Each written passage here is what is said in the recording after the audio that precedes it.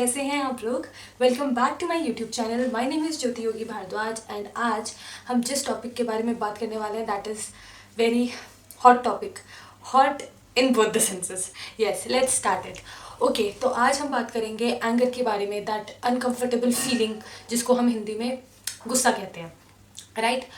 अब हमने जो भी चीज़ें समझी हैं अभी तक गुस्से के बारे में, एक चीज़ हम सबको पता है जिस चीज़ के लिए हम बहुत ज़्यादा श्योर हैं, दैट इज़ कि जब हम गुस्सा करते हैं दैट इज़ एक्चुअली जितना दूसरों के लिए नुकसानदायक है हमारा गुस्सा, उससे कहीं ज़्यादा वो हमारे खुद के लिए नुकसानदायक है। और इस चीज़ के लिए आई थिंक हम में से कोई भी डिनाई नहीं करेगा, सब इस चीज़ को मानते हैं, राइट। लेकिन फिर भी वो क्या एक कारण है कि हम बार बार नाराज़ हो जाते हैं, गुस्सा हो जाते हैं और बहुत ज़्यादा उसको मतलब बहुत ज़्यादा उसको एक्सेस में करते हैं और फिर चीज़ें जितनी वर्स हो सकती थी उससे भी ज़्यादा वर्स हो जाती हैं।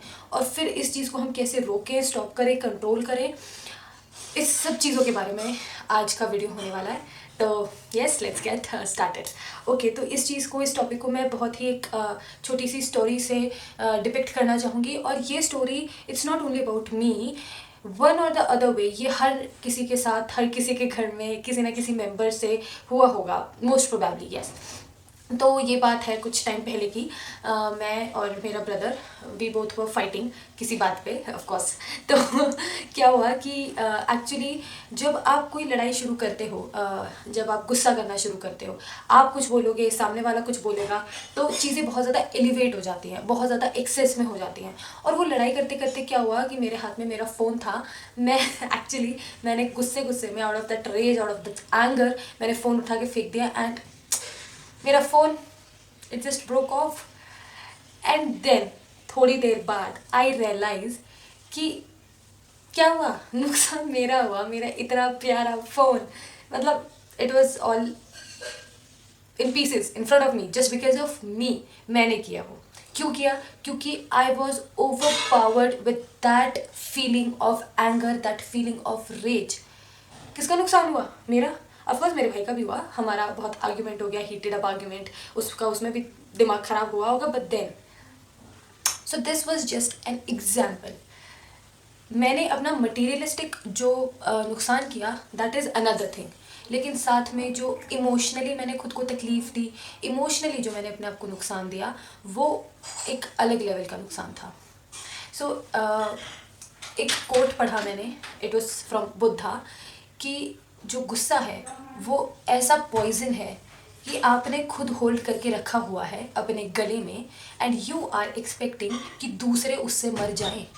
तो अगर आपको किसी को कुछ समझाना है, किसी को कुछ बताना है, किसी को कुछ सिखाना है, गुस्सा is not the correct form of it.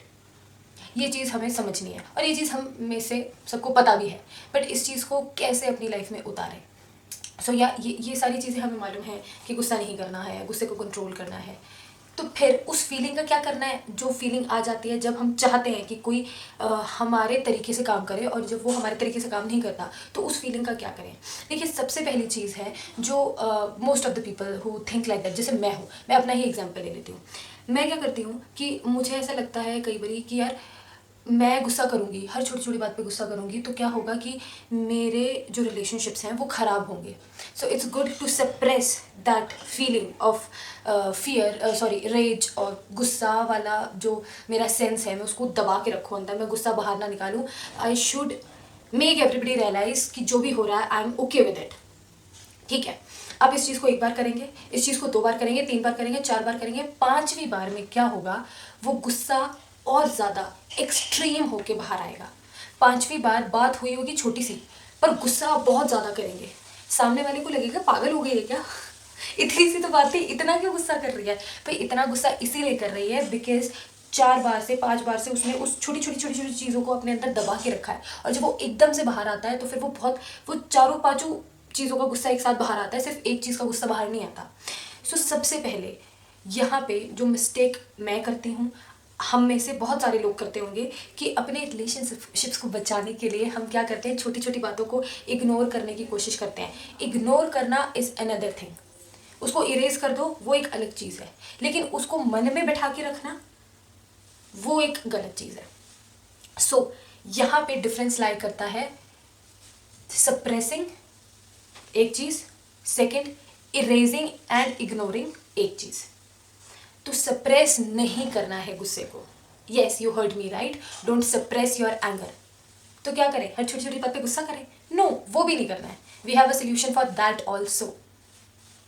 सी, एक सोल्यूशन ये है कि जब भी आप गुस्सा करें तो मतलब जब भी आपको गुस्सा आए बेसिकली, तब आपको ये चीज़ सोचनी है कि यार is there some other way जिस तरीके से मैं इस बात को एक्सप्रेस कर सकता हूँ या कर सकती हूँ, राइट? देखिए, जब हम किसी के ऊपर गुस्सा कर रहे होते हैं या जब हमें किसी पे गुस्सा आया हुआ होता है, उसका एक ही रीज़न हो सकता है कि सामने वाला is not reacting in a way और is not acting in a way that we want. हमारे एक्सपेक्टेशंस के अनुसार कुछ काम नहीं हो रहा है तो हमें गुस्सा आता है। ओके, अब मैं जब भी किसी से नाराज़ होती हूँ या मुझे जब भी किसी से गुस्सा आता है तब मैं लड़ाई कर लेती हूँ बहुत। मैं कुछ बोलूँगी, सामने वाला कुछ बोलेगा, फिर मैं कुछ बोलूँगी, फिर सामने वाला कुछ बोलेगा, और वो चीज़ें बहुत ज़्यादा एस्केलेट होती जाती हैं। जब वो चीज़ हट जाती है then I talk to my friend. Obviously कई लोग होते हैं ना जो अपनी चीज़ों को डिस्कस करके बेटर फील करना, I am one of those.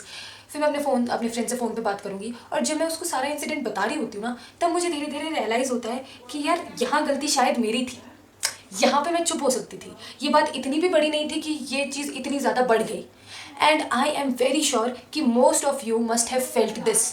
लड़ाई हो जाती है ख़त्म, चाहे आप अपने फ्रेंड से बात करें या ना करें, आप भी शायद कभी कभी इस चीज़ को फील करते होंगे कि यार इतनी बड़ी बात ही नहीं थी जितनी बड़ी लड़ाई हो गई, इतनी चीज़ें ख़राब होने का कोई मतलब ही नहीं था, छोटी सी बात थी, सॉर्ट हो सकती थी।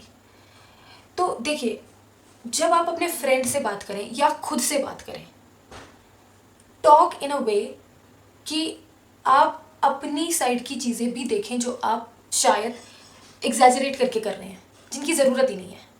ओके, कभी कभी क्या होता है कि जब हम खुद को सिचुएशन में रखते हैं ना, तो हमें लगता है कि यार वी आर द विक्टिम, और फिर हम ओवर रिएक्ट करते हैं कई बार। लेकिन जब हम शायद खुद को उस सिचुएशन से बाहर निकालें और उस सिचुएशन में हमारी जगह किसी और को रखें और पूरी इक्वेशन को बाहर से खड़े होकर देखें, not being inside the frame, आप बाहर आइए और देखिए कि दो लोग उसी सेम सिचुएशन में जिसमें आप हैं और वो लड़ाई कर रहे हैं उसी तरीके से जिस तरह से आप किसी के साथ करते हैं। शायद तब आपको विजन क्लियर होगा कि ये चीज़ें बोलने की तो ज़रूरत ही नहीं थी, ये चीज़ें इस तरह से भी सॉल्व हो सकती थी। You getting my point? तो जब आप अपने आप को सिचुएशन से निकाल के थर्ड पर्सन बन जाते हैं या फिर खुद से ऐसे बात करते हैं जैसे आप अपने फ्रेंड को एक्सप्लेन कर रहे हो, and then you are self realising कि यार ये चीज़ ज़रूरी नहीं थी जो मैंने कर दी, जब आप ये चीज़ करने लग जाएंगे ना, तो you might get into that better space, और अगली बार से आप अपने गुस्से को इतना एलिवेट नहीं करेंगे। ओके, एंड पता है क्या होता है कि ओके, हमें गुस्सा आ गया, that is fine, that is absolutely fine. लेकिन कई बार हमें ये समझने की कोशिश करनी चाहिए कि गुस्सा आपको एम्पावर करे, उससे बेटर है कि आप अपने गुस्से को एम्पावर कर लीजिए। देखिए, गुस्से में आपके एक्शंस, आपके वर्ड्स, आपका बिहेवियर, आपके एक्शंस आपके कंट्रोल में नहीं रहते। मैं अपना फ़ोन नहीं तोड़ना चाहती, अभी मैं नॉर्मल हूँ, मेरे को दौरे थोड़ी पड़ेंगे कि फ़ोन उठा के फेंक दूँगी और तोड़ दूँगी। लेकिन जब मैं गुस्से में थी, आई डिड दैट। कोई भी माँ, कोई भी पिता अपने बच्चे को हर्ट नहीं करना चाहता, वर्बली भी और फिजिकली भी, लेकिन गुस्से में कई बार पेरेंट्स, टीचर्स कर देते हैं। दैट मीन्स उनके एक्शंस, उनके वर्ड्स उनके कंट्रोल में नहीं है। तो ये चीज़ समझना बहुत ज़रूरी है कि we are the masters. These small small characteristics like fear, anger, ये मास्टर्स नहीं है, ये छोटे हैं हमारे सामने बहुत, हम इनको एम्पावर कर सकते हैं। ये हमें एम्पावर करें, please don't allow that. Start talking to yourself, बहुत ज़्यादा ज़रूरी है। एक चीज़ है जो बहुत ही ब्यूटीफुल मैंने पढ़ी, एक बुक है success principles by Jack Canfield.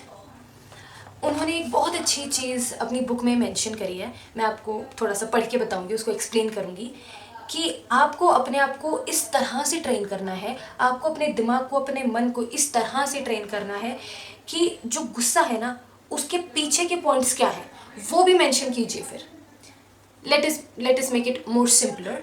जैसे अगर कोई बच्चा है, वो सड़क पे ऐसे ही अंधाधुंध भाग रहा है, तो माँ क्या करेगी? गुस्सा करेगी कि ऐसे क्यों भाग रहा है, ये कोई तरीका है क्या, सड़क पे भाग रहा है। माँ गुस्सा क्यों करेगी?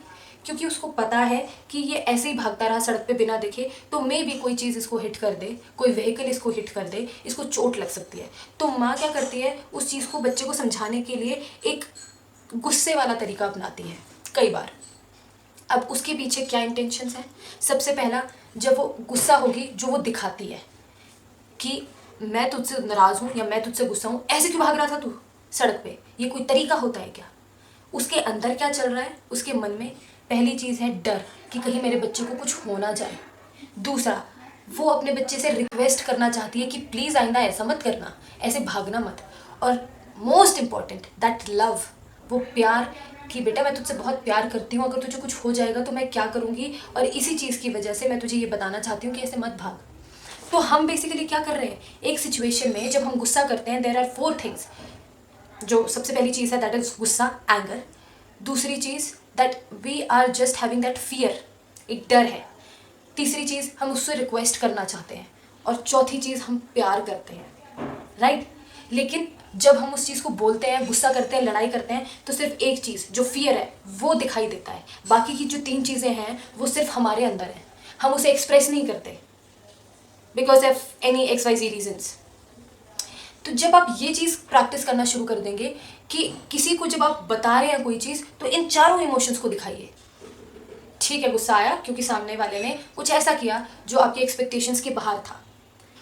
आपको डर है किसी भी चीज़ का, आप उससे रिक्वेस्ट करना चाहते हैं, और जो प्यार है उस चीज़ के पीछे उसको दिखाइए। जब आप ये चारों इमोशंस दिखाएंगे तो चीज़ें अपने आप सॉर्ट हो जाएंगी, वो झगड़ा उस एलिवेशन पे जाएगा ही नहीं। And yes, of course, deep breathing, meditation, ये सारी चीज़ें हैं जो आपके गुस्से को, आपके रेज को कंट्रोल करती हैं, and that is very important. क्योंकि by doing all these things you make your mind so powerful that you can actually conquer every bad habit of yours. पर साथ ही साथ you need to practice all these things. कुछ भी बोलने से पहले सोचिए, क्योंकि आपने तो बोल दिया। Can you take your words back after seeing? गुस्से में आप कितनी चीज़ें बोल देते हो जो सामने वाले को इतना हर्ट कर देती हैं। बाद में आप बोलोगे कि sorry, I didn't meant to say that, मैं ऐसा नहीं बोलना चाहता था, गुस्से में मेरे मुंह से निकल गया। पर आपने जो बोल दिया वो सामने वाले के जहन में रहेगा, वो कब जाएगा you don't know. So please, सबसे पहली चीज़, खुद की जगह किसी और को उस सिचुएशन में डाल के चीज़ों को एनालाइज करके देखिए, शायद आपका वो जो एंगर है, वो रेज है, जिस इंटेंसिटी के साथ आप बातें कर रहे हैं वो कम हो जाए। और दूसरी चीज़ जो मैंने आपको बताई है कि जो गुस्से के पीछे आपके दूसरे इमोशंस हैं ना, try to express them as well. चीज़ों को एक्सप्रेस करने का बहुत ही सिंपल तरीका भी होता है। जब आप वो करने लग जाएंगे, चीज़ें बहुत स्मूथ हो जाएंगी।